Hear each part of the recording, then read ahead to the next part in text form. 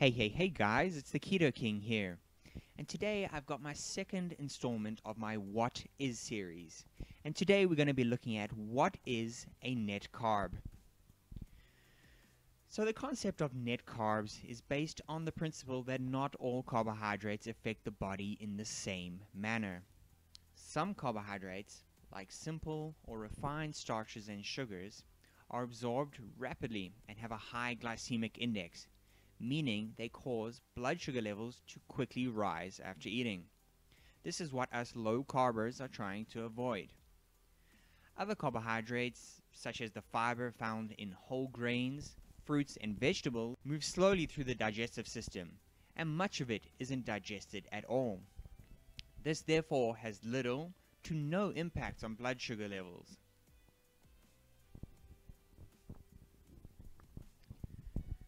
Maybe we should take a step back here.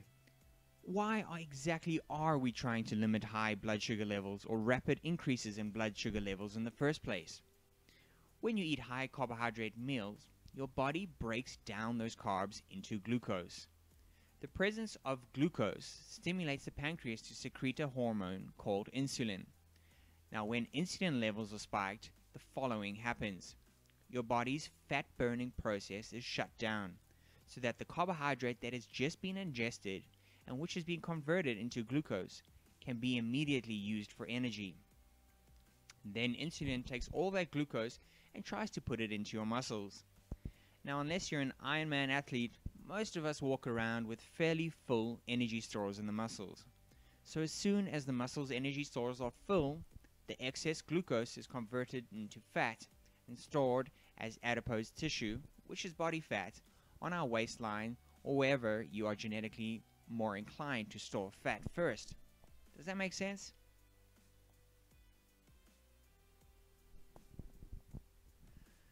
So when looking at the nutritional info or macros of any food or meal, what we want to know is how many carbohydrates there are, which will have an effect on our blood sugar levels.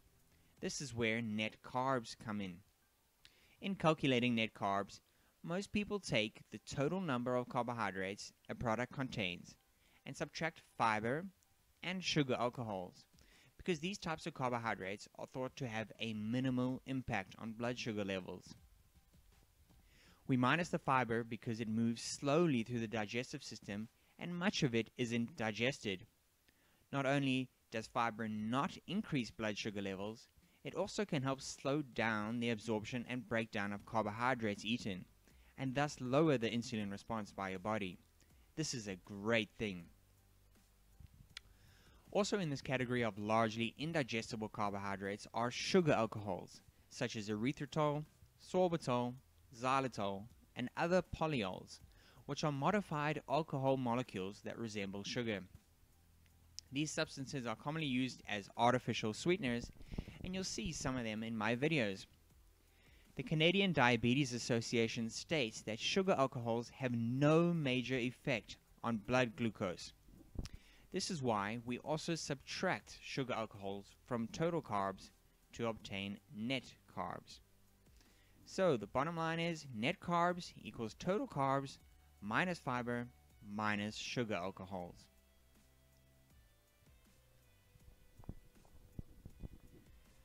Now, while net carbs are a great guide for us living on a low carb or keto lifestyle, there are a few precautionary points I need to emphasize here. Firstly, sugar alcohols are not to be eaten in excess, as they can cause, in some people, effects such as gas, bloating, and diarrhea. Secondly, there is no legal definition of a net carb, nor is the term regulated by the FDA. So be wary of net carb claims or active carb claims on a product. Rather, check the nutritional information and make the calculation yourself. Thirdly, don't forget about the calories. Now, while a food may be touted as having a low net carb content, they can also contain a lot of calories. At the end of the day, your caloric intake remains one of the most vital pieces to maintaining a healthy weight. So if you remember anything from this video, remember these last points here. 1. Minus fiber and sugar alcohols from total carbs to get net carbs. 2. Go easy on the sugar alcohols. 3. Watch out for net carb claims on products. And lastly, don't forget the caloric content of what you're eating. Thanks so much for watching, guys. If you enjoyed this video, smash that thumbs up button below. It really helps the channel. Don't forget to subscribe to my channel so you don't miss any uploads from me. And let me know in the comment section if you enjoyed this second installment of my What Is series. And of course, keep it keto.